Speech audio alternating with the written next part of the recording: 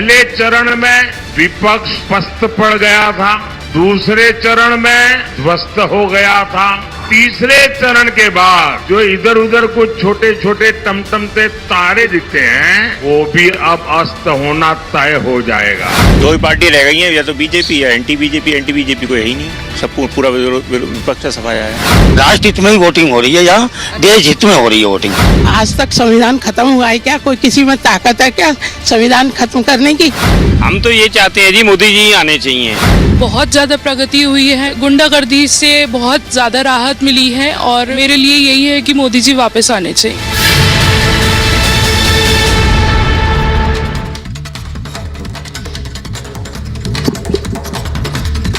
नमस्कार, आपके साथ मैं हूं सुचारता कुकरेती। आप देख रहे हैं महाभारत और महाभारत आज आपके लिए लेकर आई हूं सीधे आगरा शहर से। आगरा जहां पर आज तीसरे चरण में वोटिंग हुई है। 6 बजे की वोटिंग के बाद किस तरह की वोट प्रतिशत आ रही है वो भी थोड़ी देर में आपको बताऊंगी, लेकिन 283 सीटों पर वोटिंग कंप्लीट। किसकी होगी जीत, आज महाभारत में ये पूछ रही हूं। मेरे साथ आगरा की जनता है और आज मुद्दे बहुत सारे थे। 283 यानी कि बहुमत सरकार बनाने के लिए जो बहुमत का आंकड़ा है 272, उसको आज वोटिंग के जरिए वो सीट पार कर दी है जनता ने। लेकिन किसका बेड़ा पार किया है वो तो 4 जून को पता चलेगा। मुद्दे बहुत सारे हैं। आज प्रधानमंत्री ने बता दिया कि उन्हें 400 पार क्यों चाहिए। आज लालू यादव ने बता दिया कि आरक्षण मुसलमानों को क्यों चाहिए। और वहीं आज मैनपुरी की जनता ने बताया कि उन्हें डिंपल यादव चाहिए या फिर उन्हें सपा के गढ़ में कमल खिलाना है। आज इन सब पर बात करूंगी आगरा की जनता के बीच, लेकिन सबसे पहले आपको बता देती हूं वोट प्रतिशत जो शाम 5 बजे तक हमारे पास आया है। अलग अलग राज्यों में क्या वोटिंग परसेंटेज रही है आपको सबसे पहले बताऊं। पश्चिम बंगाल हमेशा की तरह 74% वोटिंग वहां पर हुई है, सबसे ज्यादा 74%। वही मध्य प्रदेश में 62% वोटिंग हुई है, बिहार में 56% हुई है, उत्तर प्रदेश में 55% वोट पड़े हैं, गुजरात में भी 55% वोट पड़े हैं। पूरे की पूरी गुजरात की 25 सीटों पर आज वोटिंग हुई। एक सीट पहले ही सूरत की बीजेपी के खाते में चली गई थी। महाराष्ट्र में 53% हुई है। ये 5 बजे तक के आंकड़े हैं। आज महाभारत इन राज्यों में हुई वोटिंग, वहां पर किसको ला रही है जनता, किसको नकार रही है, इस पर भी होगी और चुनाव प्रचार के दौरान जिन मुद्दों की गूंज रही उन पर भी होगी। एक रिपोर्ट पहले देख लीजिए और फिर मैं आगरा की जनता से ही पूछूंगी कि महाभारत में इस युद्ध में किसे जिता रहे हैं।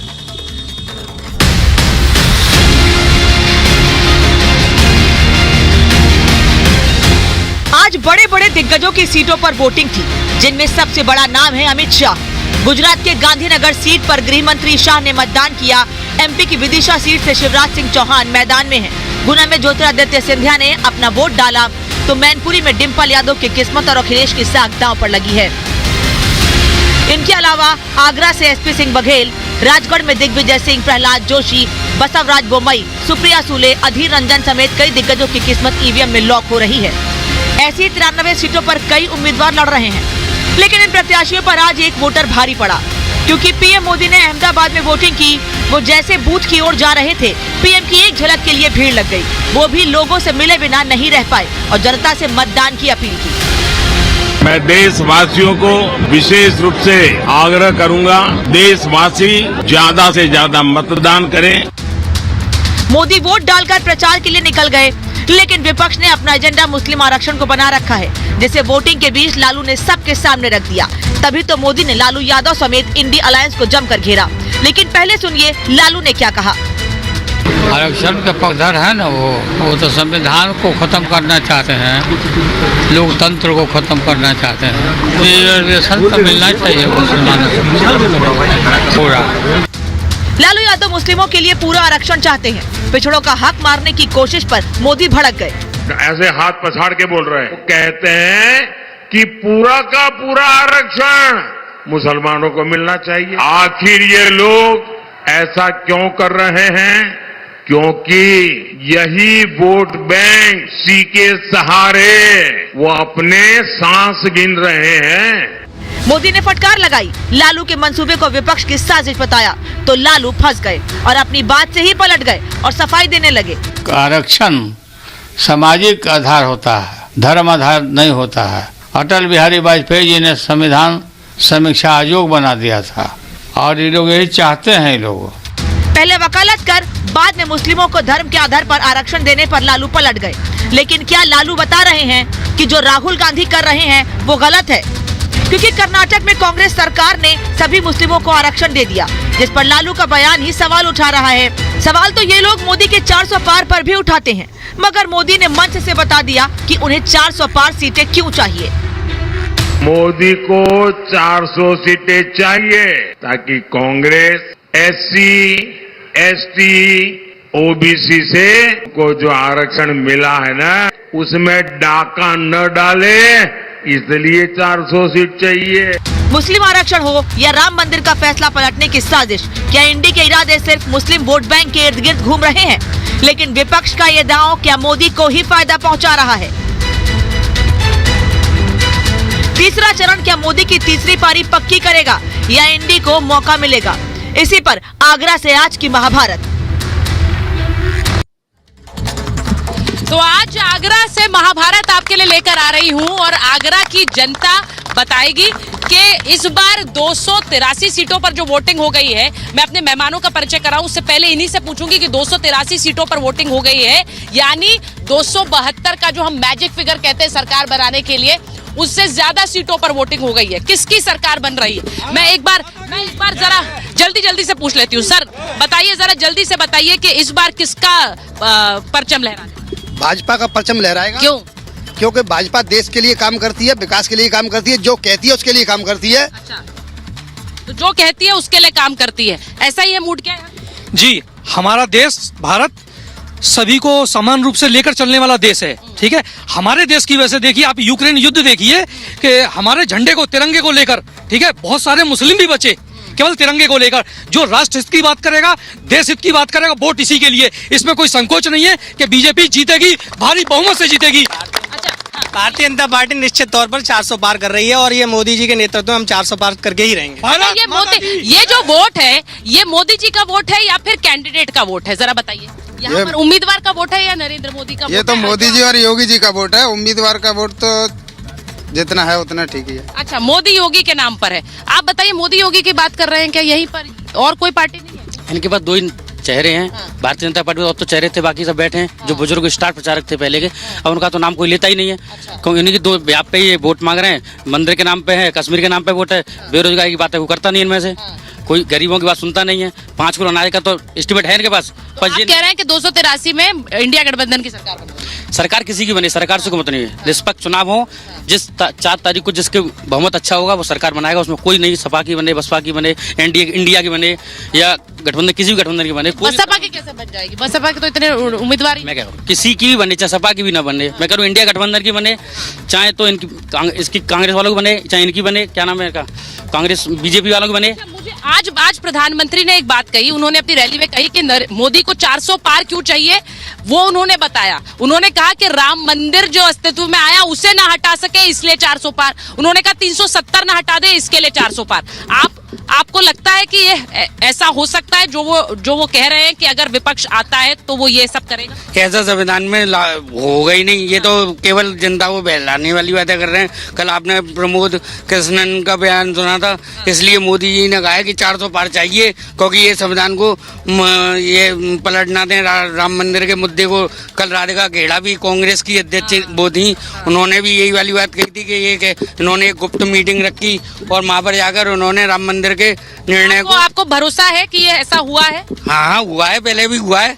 एक केस में हुआ नहीं था जब राजीव गांधी ने पूरी मीटिंग करके, गुप्त मीटिंग करके। और देखिए, शाह बानो केस की बात कर रहे हैं, वो भूल गए किस केस की, लेकिन वो कह रहे हैं आपको याद है राजीव गांधी ने भी ऐसा किया है। मैं आपको बता दूं कि मेरे साथ जो मेहमान हैं उनका परिचय मैं आपसे करा देती हूँ। मेरे साथ इस वक्त प्रेम शुक्ला जी हैं, राष्ट्रीय प्रवक्ता हैं बीजेपी के। हमारे साथ दुष्यंत नागर जी हैं, राजनीतिक विश्लेषक कांग्रेस का पक्ष रखते। राजकुमार भाटी जी, राष्ट्रीय प्रवक्ता समाजवादी पार्टी, और सारिका पासवान जी, प्रवक्ता आरजेडी।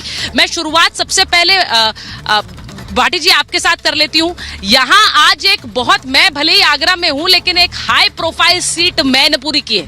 और उस मैनपुरी की सीट के लिए नेताजी की वो सीट हमेशा से रही। इस बार जब हम वहां लोगों से बात कर रहे थे तो सब ने कहा कि डिंपल भाभी इस बार लड़ रही हैं, लेकिन क्या मैनपुरी की सीट एक ट्रेंड जरूर दिखाएगी? क्योंकि बहुत से लोग जो भाजपा समर्थक हैं वो कहते हैं इस बार डिंपल यादव वहां से हारेंगी। भाटी जी,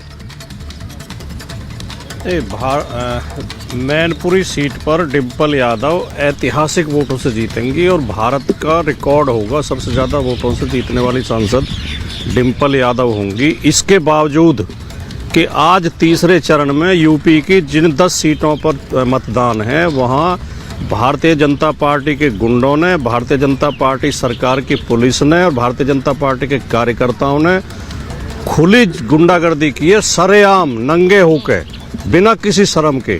पुलिस ने जगह जगह मतदाताओं पर लाठियां चलाई हैं, पुलिस ने मोहल्लों में घुस घुस के मतदाता पीटे हैं, महिलाएं पीटी हैं।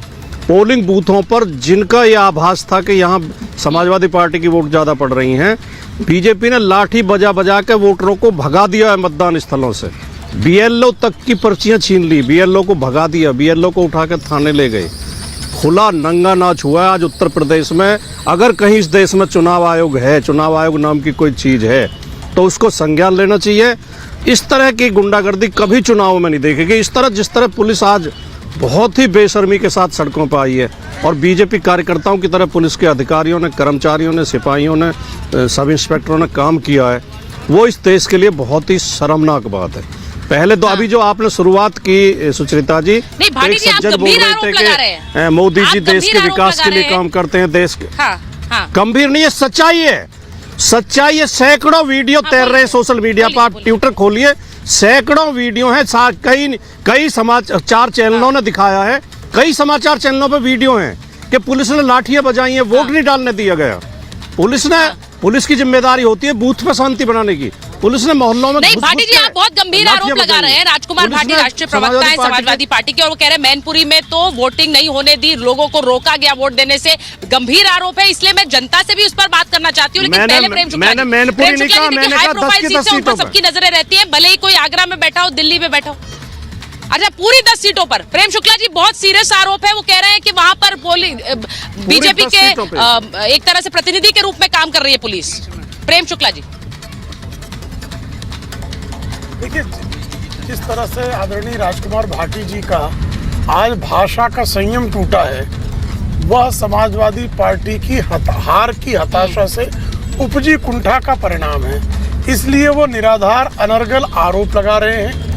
और अगर किसी के उनके पास इस तरह के सबूत हो तो इस देश में निर्वाचन आयोग है, निर्वाचन आयोग को यदि वो प्रमाण सबमिट करेंगे तो स्वाभाविक तौर पर उस पर कार्रवाई होगी।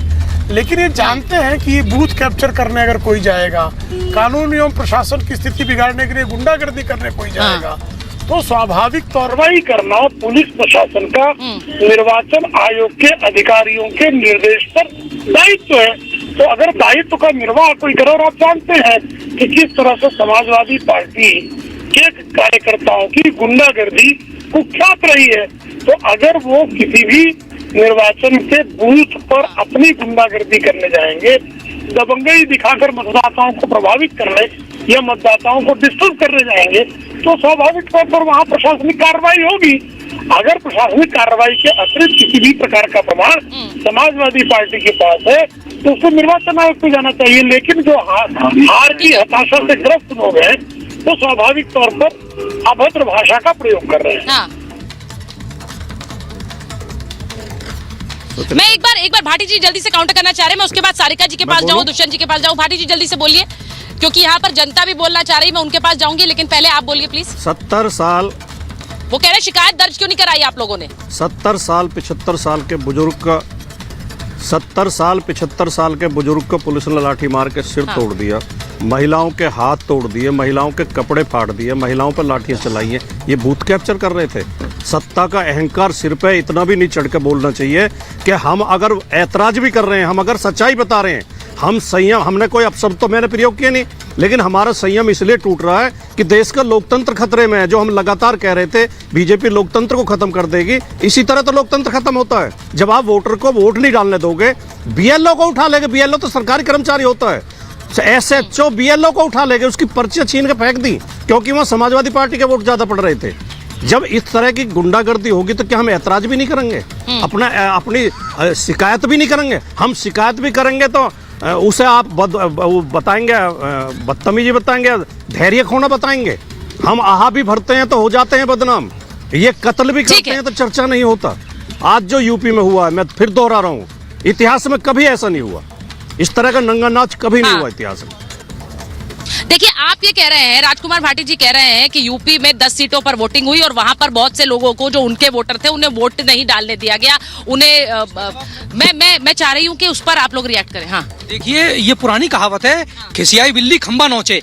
ये क्या कर, विपक्ष का ये हमेशा ये रोना रहता है कि अगर जो मान लो वो जीत गए तो ईवीएम खराब नहीं है, तो ईवीएम सही हो गई। अगर जो बीजेपी का कोई भी कैंडिडेट जीतता है तो चिल्लाने लगते हैं सारी विपक्षी पार्टियां, ईवीएम खराब है, ईवीएम खराब है। जब राज्य के चुनाव हुए थे, ममता बनर्जी की वहां सरकार बनी, तब ये विपक्षों के कोई नहीं आया कहने कि ईवीएम खराब है, ईवीएम खराब है। जब भी बीजेपी का कोई व्यक्ति जीतता है तो ये रोने लग जाते हैं। वो कहावत ये बिल्कुल सटीक सत्य सिद्ध होती है, खिसियाई बिल्ली खंबा नोचे। ठीक है, वो ये कह रहे हैं कि ये एक्सक्यूजेज है, लेकिन जो वो बात बता रहे हैं वो कह रहे हैं कई जगहों पर। आप बताइए, आप यहीं के वोटर हैं, हाँ। क्या लग रहा है आपको, ऐसा हुआ है क्या? कुछ देखा नहीं, बिल्कुल गलत है ये बात, बिल्कुल गलत है। ये तो जिस पार्टी अपने अपने विरोधी की बात करती है आपस में एक दूसरे की, इसमें सत्यता बिल्कुल। अच्छा, मैं एक चीज, आज बड़ा मुद्दा जो छाया रहा, सारिका जी आप मुझे सुन रही होंगी, एक बड़ा मुद्दा आज जो छा रहा वो आपके नेता ने जो बयान दिया कि मुसलमानों को आरक्षण मिलना चाहिए, फिर वो वापस उन्होंने यू टर्न ले लिया, उन्होंने कहा कि नहीं, सामाजिक न्याय के हिसाब से व्यवस्था होनी चाहिए। तो अब मेरा पहला सवाल आपसे ये है कि मुसलमानों को आरक्षण मिले या ना मिले, आरजेडी का स्टैंड क्या है? मैं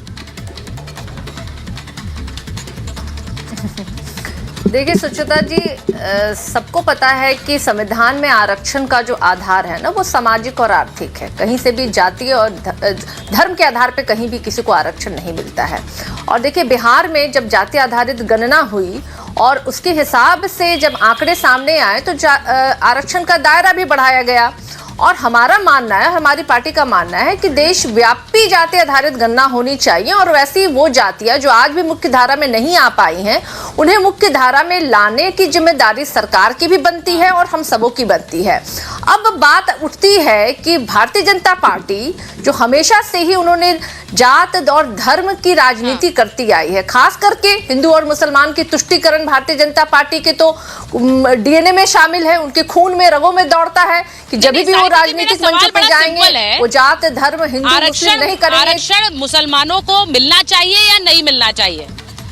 मुझे लगता है वो क्लैरिटी ला देगा। आपके नेता ने जो कही है उस बात पर भी कि पार्टी का स्टैंड क्या है, मिलना चाहिए या नहीं मिलना चाहिए, क्योंकि पहले उन्होंने कहा हाँ, फिर वो यू टर्न ले गए। जी नहीं नहीं, देखिए सुचिता जी, हम लोग वो लोग नहीं हैं जो कहते हैं कि 15 लाख रुपया देंगे उसके बाद उसको चुनावी जुमला कह देते हैं। हम लोग वो लोग नहीं हैं जो कहते थे कि 2 करोड़ नौकरी देंगे और एक नौकरी भी नहीं दे पाए। हम लोग वो लोग बिल्कुल ही नहीं हैं जो महिला सशक्तिकरण की बात करते हैं और महिलाओं को नंगा घुमा रहे हैं। सांसदों के द्वारा मोलेस्टेशन हो रहा है। अभी दिन ही कितने बीते हैं, 10 दिन पहले तो नरेंद्र मोदी जी प्रज्वल रवन्ना का प्रचार कर रहे थे, जिन्होंने 3000 महिलाओं की अश्लील वीडियो, बलात्कार और मोलेस्टेशन की वीडियो उन्होंने बनाई थी और रखी थी, और उसके बारे में प्रधानमंत्री जी कह रहे थे कि ये बड़ा अच्छा व्यक्ति है, आप इसको वोट दें। तो ये प्रधानमंत्री जी का और भारतीय जनता पार्टी का चरित्र है। तो हम लोग इस चरित्र के व्यक्ति, इसीलिए मैं उम्मीद करती हूँ कि आप लोग सब डायरेक्ट बोलेंगे।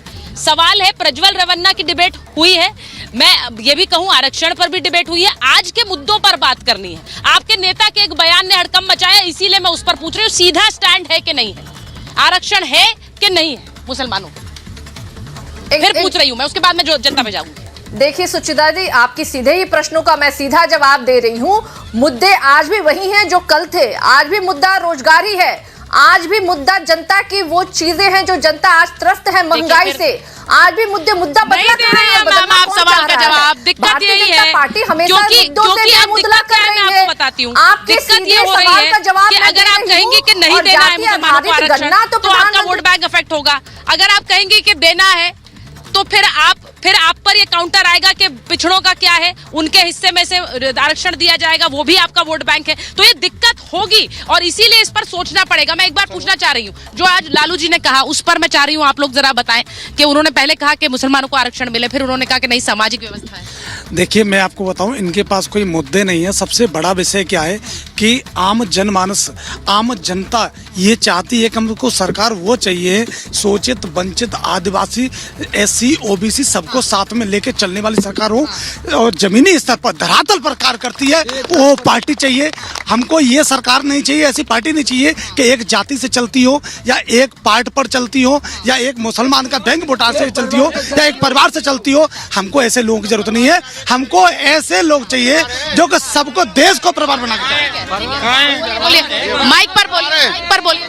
जिन अभी भैया ने बोला जिनका परिवार है एक परिवार पे चलती, जिनका परिवार ही नहीं वो क्या करेंगे? किसान का दर्द किसान ही समझ सकता है, परिवार का दर्द परिवार वाला ही समझ सकता है। ये महोदय जी बोल रहे थे कि वंदे मातरम, क्या विपक्षी लोग वंदे मातरम नहीं करते? क्या आज से 15 साल पहले क्या कभी वंदे मातरम नहीं हुआ? कांग्रेस की कोई भागीदारी नहीं हुई क्या देश जब आजाद हुआ? जब कह रहे हैं उन्होंने कॉपीराइट कर लिया उसको। नहीं, कॉपीराइट नहीं किया, मैं ये नहीं कर रहा हूँ, लेकिन इन लोगों का ये है कि बीजेपी एक ऐसी वॉशिंग मशीन है जो गलत काम करके बस पार्टी समर्थन कर लो, आप एकदम बिल्कुल दूध के पाक साफ धुले हुए हो गई। कह रहे हैं कि ये तो पाक साफ करने वाली वोटों की राजनीति के अलावा आरक्षण में और कुछ नहीं होता क्या? सारी पार्टियां सिर्फ मुसलमानों के वोटों को ही पीछे भागती हैं। क्या सबका आरक्षण समान नहीं होना चाहिए? व्यवस्था ऐसी होनी चाहिए कि जो गवर्नमेंट ने सभी को ले रखा आरक्षण में और जो आदिवासी वगैरह जितने भी लोग हैं उस आरक्षण में क्या वोटों के लिए सिर्फ मुसलमान ही दिखाई देते हैं पूरे देश में? अब देखिए बड़ी बात उन्होंने कही है कि वोटों के लिए क्या सिर्फ एक धर्म ही नजर आता है? हाँ मैम, रिजर्वेशन जो लागू किया था सिर्फ 10 साल के लिए लागू किया गया था और वो उस आधार पर किया था। अब जिसे जरूरत है गरीबी आई के आधार पर EWS के आधार पर आरक्षण दिया जाए, इस तरीके से आरक्षण देंगे। मैम ये तो जात पात पर राजनीति, धर्म पर राजनीति, धर्म पर आरक्षण तो कहीं बात ही नहीं हुई थी। धर्म के नाम पर ऑलरेडी मैंने पाकिस्तान बन गया, बांग्लादेश बन गया, अब भी नहीं आरक्षण दे के मतलब एक नया देश बना रहे हैं क्या? देखिए एक बात जो मैं एक बार जरा आ रही हूँ दुष्यंत जी आपके पास आ रही हूँ, माफी चाह रही हूँ थोड़ी देर से आ रही हूँ। उन्होंने कहा कि भाई धर्म के आधार पर क्यों होगा, क्योंकि इसकी कोई व्यवस्था नहीं थी। ये जनता की आवाज है। मैं स्टूडियो में आपसे सवाल करती हूँ, आज जनता का सीधा सवाल आप तक पहुंचा रही हूँ। नहीं, बिल्कुल मैं जनता को आश्वस्त करना चाहता हूँ, इंडिया अलायंस की किसी राजनीतिक दल ने या किसी कॉमन मिनिमम प्रोग्राम में धर्म के आधार पर आरक्षण किसी भी धर्म को देने का कोई ना वादा किया है, ना घोषणा की है, ना हमारे संविधान में ऐसा कोई प्रावधान है। भारतीय जनता पार्टी दरअसल ध्यान भटकाने के लिए, विपक्ष को बदनाम करने के लिए इस तरह का नैरेटिव गढ़ने का प्रयास कर रही है। इसमें कोई सच्चाई नहीं है, ये एकदम से पूरा फेक नैरेटिव है।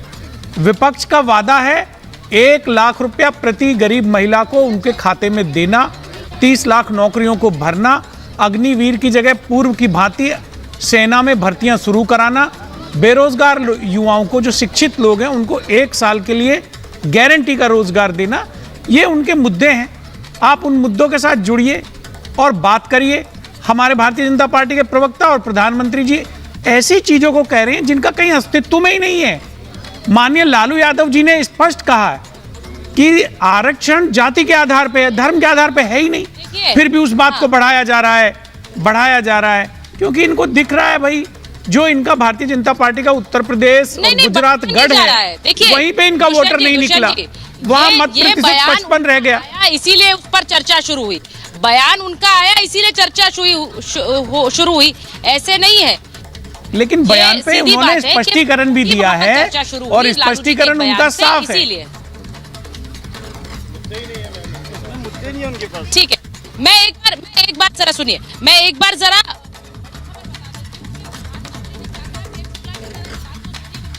बीच हूँ, उसके बाद प्रधानमंत्री ने कहा कि इंडी वाले संविधान बदल देंगे। अब सोचिए, अभी तक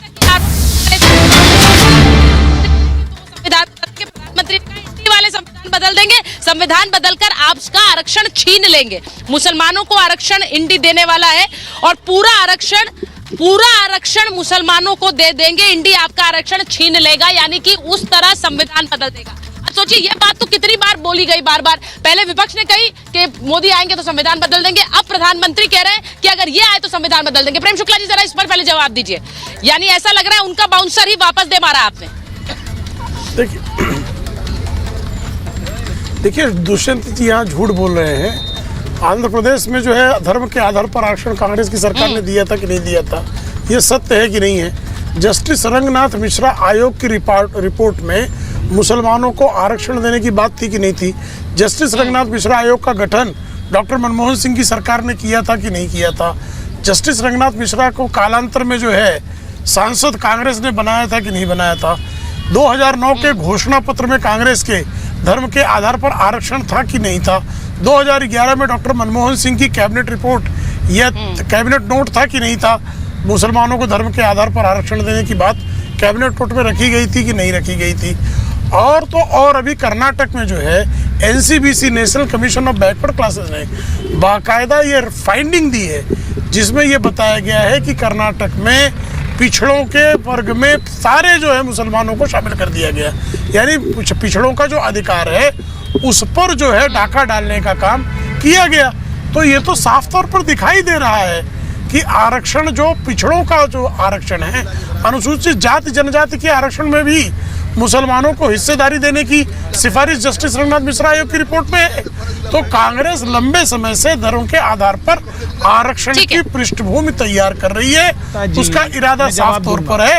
और आज लालू प्रसाद यादव का पहला बयान यही है। मैं एक बार लगा कि उनकी जो समर्थक पिछड़ी जाती है उसमें नाराजगी का स्वर है, तो उन्होंने अपनी बात को पलट दिया।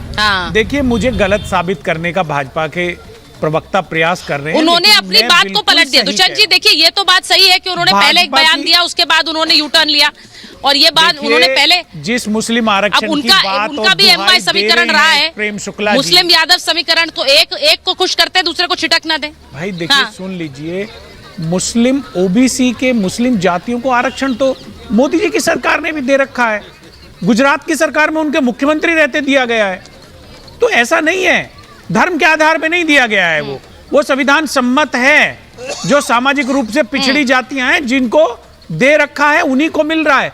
धर्म के आधार पे कोई व्यवस्था तो भाई पिछड़ी जातियों को ही तो देने की बात हुई थी ना। और यहाँ पर एक सज्जन ने कहा कि संविधान में भी ये कहा गया है, उसके लिए भी समय इस स्थिति तक पहुंचाना चाहिए था कि एक आम व्यक्ति को आरक्षण की जरूरत ना पड़े। तो जो लोग सत्ता में रहे, क्या उनकी जिम्मेदारी नहीं थी कि वो उन लोगों को, पिछड़ों को उस स्थिति में ला पाए कि उनको आरक्षण की व्यवस्था की जरूरत ना पड़े? सवाल आपसे है, इस पर सोचिए, क्योंकि कौन रहा है दशकों तक सत्ता में। अब बोलिए। DM SDM के बच्चे को भी आरक्षण मिलता है मैम, प्रधानमंत्री के बच्चों को भी आरक्षण मिलेगा, मुख्यमंत्री के बच्चों को आरक्षण मिलेगा। मतलब आरक्षण जो होना चाहिए वो स्थिति के आधार पर होना चाहिए। अब ये देखिए किसकी स्थिति क्या है, उसके आधार पर आरक्षण दिया जाए। ठीक है, मैं जल्दी आरक्षण देश के लिए इतनी बड़ी बीमारी है कि जितनी जल्दी हो सके इसको समाप्त किया जाए। अगर लोग वास्तविक में पिछड़ों के लिए, पिछड़ी जातियों के लिए उन्हें आगे लाने के लिए एक तरीका है, क्योंकि वो पिछड़े हैं, उनको अगर वो पिछड़े हैं तो मतलब 70-75 साल में वो आगे आ ही नहीं पाए। बहुसंख्यक हो गए। 5 मुद्दे बताएं। नरेंद्र मोदी जी ने कहा है अब की 400 पार, इसलिए 400 पार के 80% सीटें हमको चाहिए हिंदू राष्ट्र घोषित करने के लिए। तो आप क्या चाह रहे हैं? आप उनके समर्थन में, उनके खिलाफ? अब की हिंदू, उन्होंने ऐसा कुछ बोला नहीं है। अब की हिंदू राष्ट्र घोषित होगा, और उन्होंने ऐसा कुछ बोला नहीं। ये आम जनता कह रही है। आप बोल रहे हैं, नहीं, आपका व्यक्तिगत बयान है, उन्होंने नहीं बोला ऐसा। मैं एक बार मैं जरा पूछ लेती हूँ, क्योंकि प्रधानमंत्री ने आज जो बात बोली है, एक बार जरा बड़ा बयान बता देती हूँ। सुनिए, मैं एक बार जरा बड़ा बयान बता रही हूँ। प्रधानमंत्री ने आज जो कहा कि 400 पार क्यों चाहिए, इंडी वाले राम मंदिर कैंसिल कर देंगे, इंडी वाले मुफ्त राशन कैंसिल कर देंगे, और 370 कैंसिल कर देंगे। अब मैं इस पर भी जनता से राह लूंगी, लेकिन भाटी जी, ये बड़ी खबर है जो प्रधानमंत्री ने आज कही। मुझे 400 पार इसीलिए चाहिए क्योंकि वो 370 कैंसिल कर देंगे, वो राशन मुफ्त कैंसिल कर देंगे, राम मंदिर कैंसिल कर देंगे। भाटी जी, आप लोग जानते हैं कि राम मंदिर एक भावनात्मक मुद्दा है हिंदुस्तान भारत जैसे देश के लिए। यहाँ पर जब ये बयान आएगा कि भाई हम सत्ता में आ जाते हैं, तो उस समय जो राहुल गांधी के लिए आचार्य जी ने बोला कि सत्ता में आएंगे तो राम मंदिर हटाने का एक प्रस्ताव लाएंगे, आप अब उनके साथ हैं, यूपी में गठबंधन में हैं, उनका बयान का बोझ आपको भी ढोना पड़ेगा भाटी जी। नहीं, ये बात आपकी बिल्कुल ठीक है कि राम मंदिर देश के बहुत लोगों के लिए एक भावनात्मक मुद्दा है, और इस बात को माननीय मोदी जी और उनकी पार्टी अच्छी तरह समझती है। जब माननीय मोदी जी विकास के मुद्दों पर और रोजगार, महंगाई, बेकारी, भ्रष्टाचार के मुद्दों पर बुरी तरह घिर गए हैं, कहीं इलेक्ट्रोल बॉन्ड के घोटाले खुल रहे हैं, कहीं महंगाई की बातें आ रही हैं सामने, तो तब मोदी जी को लगा कि अब हमें भावनात्मक मुद्दे उठा के देश के लोगों को गुमराह करना चाहिए। और इतना बड़ा झूठ बोला जिस झूठ पे शायद ही कोई समझदार आदमी विश्वास कर पाएगा, कि जो मंदिर सुप्रीम कोर्ट के आदेश पर जिसका रास्ता साफ हुआ है, और इस देश में सभी राजनीतिक पार्टियों, गैर राजनीतिक संगठनों और सभी धर्म के लोगों ने, चाहे हिंदू थे या मुसलमान थे, शुरू से एक स्टैंड रखा था कि ये जो अयोध्या का विवाद है या तो आपसी सहमति से हल हो या सुप्रीम कोर्ट के आदेश का इंतजार किया जाए। तो सुप्रीम कोर्ट का आदेश आने के बाद एक व्यक्ति ने, किसी ने ऐतराज नहीं किया, न किसी ने ये कहा कि एक गलत निर्णय हुआ है। लेकिन अब आज मोदी जी अगर उठा रहे हैं उस मुद्दे को, तो देश को गुमराह करने के लिए उठा रहे हैं, अपनी असफलताओं को छिपाने के लिए उठा रहे हैं। अच्छा लगता अगर मोदी जी अपनी उपलब्धियों पर वोट मांगते, मोदी जी बताते कि उन्होंने कितने लोगों को रोजगार दिया। भाटी जी देखिए, जितने भी लोग यहाँ पर जनता में भी लोगों ने कहा, क्योंकि आजकल तो टीवी के माध्यम से सारी खबरें पहुंचती हैं लोगों तक, इतने लोग जो कांग्रेस छोड़ कर जा रहे हैं वो राम मंदिर की ही बात करके जा रहे हैं। वो अर्जुन मोढवाडिया हो, आचार्य प्रमोद कृष्णम हो, वो अब राधिका खेड़ा हो, वो गौरव वल्लभ हो, और अब देखिए किस तरह से ये जो बातें आ रही हैं सामने निकल कर के राम मंदिर को लेकर जो स्टैंड लिया उस पर पार्टी ने सवाल खड़ा कर दिया। तो ये बातें भी तो जाएंगी, ये बातें, और आज प्रधानमंत्री ने उसको अपनी रैली में भी बात कही। मैं एक बार प्रेम शुक्ला जी आपके पास आ रही हूँ। ये जो बात है, जितने भी नाम मैंने लिए हैं उन सब ने राम मंदिर, हाँ भाटी जी पहले बोल लीजिए, कंप्लीट कर लीजिए, फिर मैं प्रेम शुक्ला जी के पास जाऊँ। नहीं, मैं केवल इतना कहना चाहता हूं कि जब युद्ध में सेनाएं आमने सामने खड़े हों या युद्ध चल रहा हो, उस समय अगर कोई सैनिक इस सेना से उस सेना में जाता हो तो उसे गद्दार कहा जाता है, जो अपनी सेना के साथ गद्दारी करे। चुनाव से पहले ही पार्टी बदल लेते, लेकिन जो चुनाव के दौरान जा रहे हैं ये गद्दार हैं, और गद्दारों की बात पर कोई विश्वास नहीं किया जा सकता। ये तो बीजेपी से सेट होकर ही तो जा रहे हैं, तो बीजेपी की भाषा बोलेंगे, जो बीजेपी इनसे कहलवाएगी तोते की तरह वो बोलेंगे। ये अपने विचार थोड़ी रख रहे हैं, अपने मन से थोड़ी बोल रहे हैं। अगर इन्हें दिक्कत थी तो उसी समय बोलते हैं, अगर कोई दिक्कत थी तो। अच्छा, आप ये कह रहे हैं कि अपने विचार नहीं थोप रहे हैं। मैं जरा एक बार जनता से पूछूं, प्रेम शुक्ला जी जरा आप सुनिएगा। वो ये बात कही जा रही है कि जिन जिन लोगों ने पार्टी छोड़ी, कांग्रेस पार्टी छोड़ी, बहुत से छोड़कर अब आ रहे हैं, वो अब ये कह रहे हैं यहाँ पर आने के बाद कि राम मंदिर की वजह से छोड़ा क्योंकि राम मंदिर का सम्मान नहीं था। तो ये वो बोल रहे हैं या पार्टी उनसे बुलवा रही है? राम राज का माहौल है मैडम, और हिंदू राष्ट्र की तरफ भारत जाता हुआ दिखाई दे रहा है। एक सर्वोच्च स्थान भारत का एक पूरे विश्व में डंका बज रहा है मोदी जी के शासन में, और योगी जी के शासन में उत्तर प्रदेश में पूरा डंका बज रहा है। तो इसलिए सभी लोग भाजपा और राम की ओर जा रहे हैं। अच्छा, मुझे जल्दी जल्दी बताइए, राम मंदिर का मुद्दा आप लोगों के लिए इम्पोर्टेंट? जी, भाजपा हमेशा से राम मंदिर 370 धारा 370 इसको हमेशा से अपने घोषणा पत्र में लेके चली है। भाजपा ने जो कहा है वो किया है। 370 राम मंदिर या धारा 370 देश की आत्मा है, इससे हम अलग नहीं हो सकते। इससे कोई छेड़छाड़ करेगा वो बिल्कुल निस्तनेबूद होगा। आपको इस बात ने जो आज कहा, भरोसा है कि जो प्रधानमंत्री कह रहे हैं कि ये आएंगे तो छेड़छाड़ करेंगे? बिल्कुल 100% छेड़छाड़ करेंगे। वहाँ पर पार्टी जी कह रहे हैं कि भाई जब मंदिर का फैसला आया, हाँ मेरी बात भी तो सुनिए, वहाँ पर स्टूडियो में भाटी जी कह रहे हैं कि भाई जब फैसला आया तो सबने सम्मान किया, तो ये बात क्यों कि भाई नहीं, अपने पक्ष को रखने के लिए हमको 405 सीट चाहिए, उसके बाद हमको मतलब आप पार्टी के कार्यकर्ता हैं?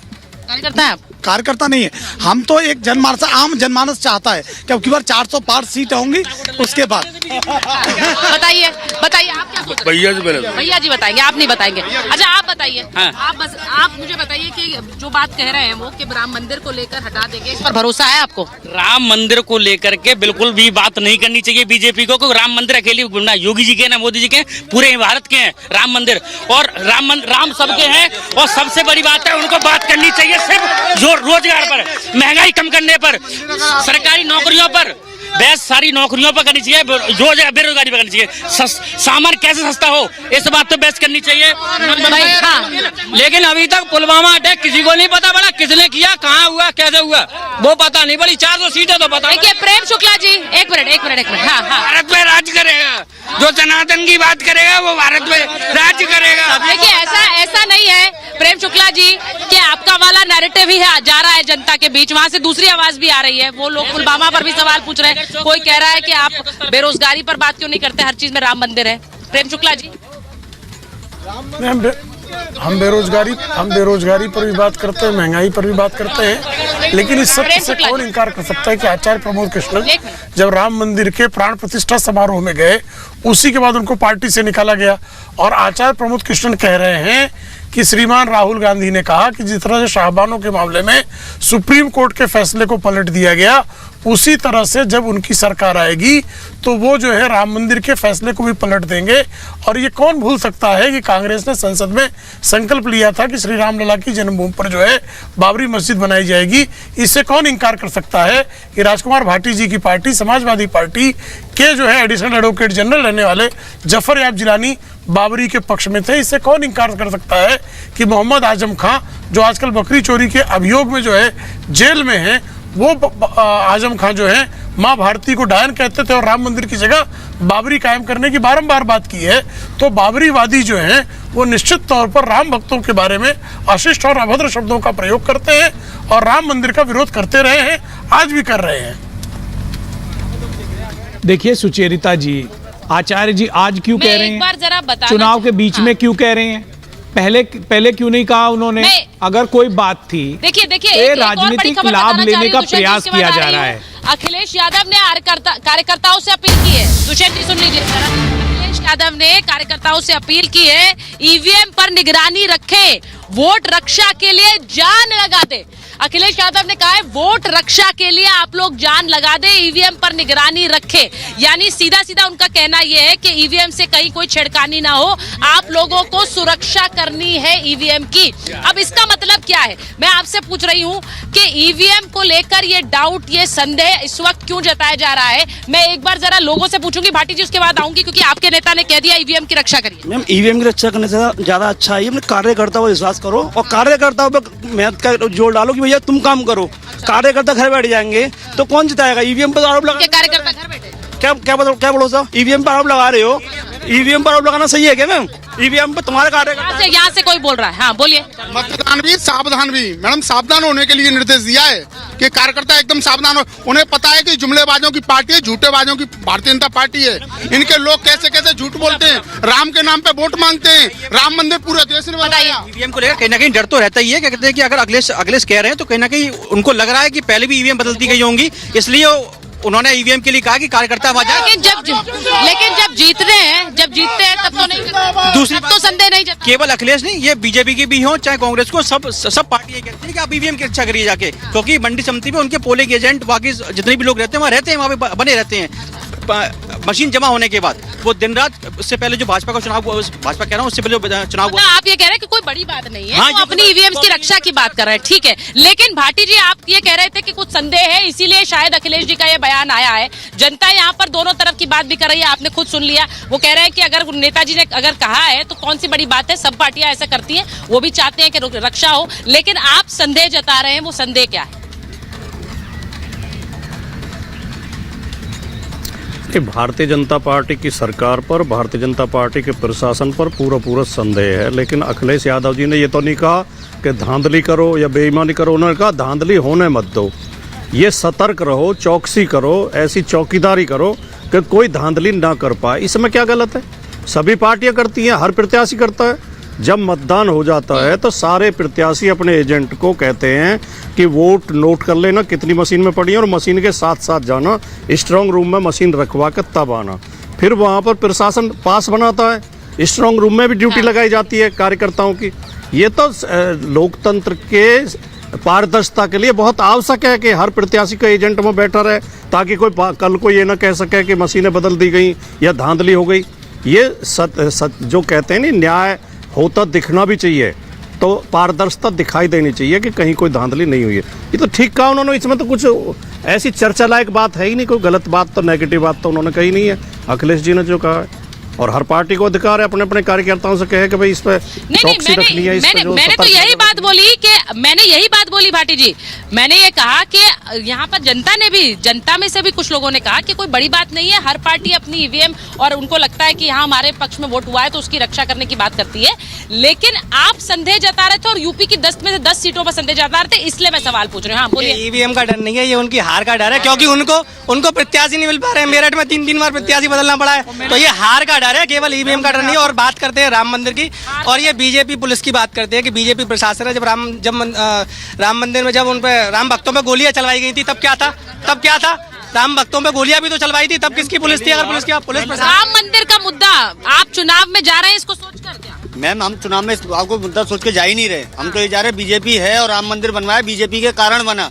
जब राम मंदिर बना था तो गोलियां किसने चलवाई थी? सपा ने चलवाई थी, खुलेआम चलवाई थी। मैम किस बात को लेकर के यूपी में जो वोटिंग हो रही है उसमें सरयू नदी लाल हो गई खून से, जब इन्हें नहीं दी का, जब हिंदू नहीं थे जब सनातन विरोधी नहीं थे। 500 वर्षों से अभी तक राम मंदिर से लोग इतनी तौबा करते हैं, कोई जाता ही नहीं है राम मंदिर। दुष्यंत जी सुन लीजिए, वो कह रहे हैं अभी तक इतनी तौबा है कि आप लोग सम्मान की तो बात करते हैं लेकिन जाते नहीं है। कब जा रहे हैं राहुल जी राम मंदिर? भाई बताइए, जनता पूछ रही है। देखिए विक्रमादित्य जी जो मंडी से होने वाले सांसद हैं और हिमाचल गवर्नमेंट के में मिनिस्टर थे, वो गए, दीपेंद्र सिंह हुड्डा जी गए, सुप्रिया श्रीनेत गए, कांग्रेस के तो टॉप लीडरशिप के आधे से ज्यादा नेता तो जाके आ चुके। अब मीडिया उन्हें दिखाती नहीं है तो ये तो मेरी गलती नहीं है, मीडिया को उन्हें दिखाना चाहिए।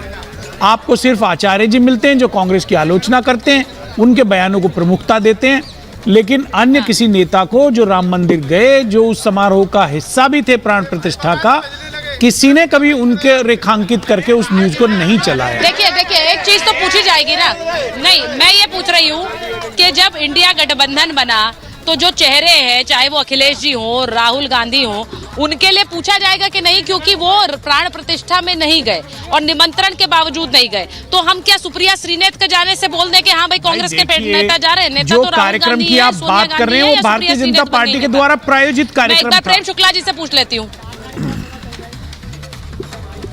प्रायोजित कार्यक्रम था, ठीक है? तो जनता ये तो नहीं सोच रही है। मैं एक बार प्रेम शुक्ला जी वो फिर वही कह रहे हैं कि प्रायोजित कार्यक्रम था और इसीलिए वो कह रहे हैं बाकी लोग तो जा रहे हैं, राहुल जी नहीं जा रहे, तो क्या हो रहा है?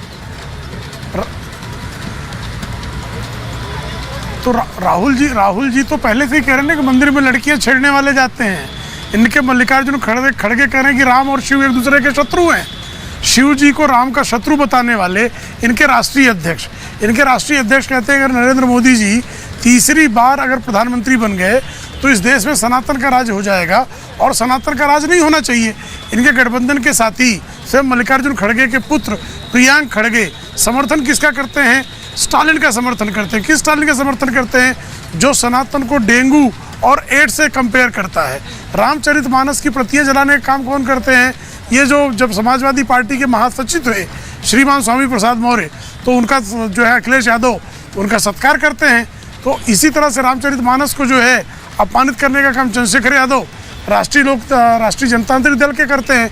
तो बारंबार प्रभु रामचंद्र जी के बारे में जो है अभद्र टिप्पणियां करना, राम मंदिर के बारे में अभद्र टिप्पणियां करना, सनातन धर्म का विरोध करना, सनातन धर्म को एड्स बताना, मंदिर जाने वाले को लड़कियां छेड़ने वाला कहना और राम मंदिर जाने वाले आचार्य प्रमोद कृष्णन के खिलाफ कार्रवाई करना, गौरव वल्लभ के खिलाफ कार्रवाई करना, रोहन गुप्ता को तो बताया किस तरह से क्योंकि रामगोपाल यादव के बयान पर भी रिएक्शन आ रहे हैं, बात कर रहे हैं, और रामगोपाल यादव के बयान पर भी रिएक्शन आए भाटी जी। उस पर भी सारी पार्टियां, अब बीजेपी खासकर हमलावर है उनके बयान को लेकर भी। मैं एक बार लास्ट वर्ड आपको दूंगी भाटी जी, क्योंकि रामगोपाल यादव ने क्या जो बयान दिया राम मंदिर पर आज, क्या आप उससे सहमत हैं? बहुत जल्दी से, मेरे पास समय बिल्कुल नहीं है, 10 सेकंड आपको दे रही हूँ।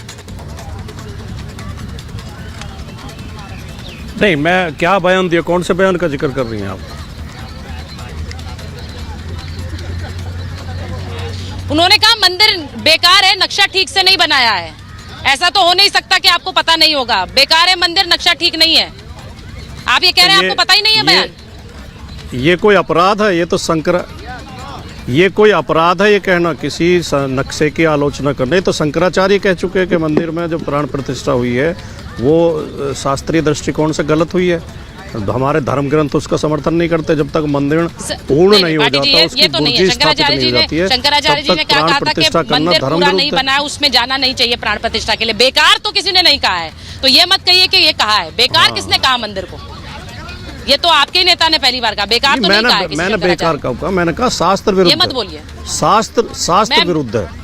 मेरे पास समय नहीं है, मैं बस ये बताना चाह रही हूँ, क्योंकि मैं हमेशा, मेरे को लगता है आप बोले, जब सवाल कोई उठता है तो वापस जवाब देने का मौका जरूर होना चाहिए। लेकिन ये बता दूं कि आगरा से आज महाभारत आपके लिए लेकर आए थे। अलग अलग चरणों में, अलग अलग सीटों पर लगातार आपके लिए जनता के बीच से महाभारत लाती रहूंगी। एक छोटे से ब्रेक के लिए वक्त हो गया। बहुत बहुत धन्यवाद।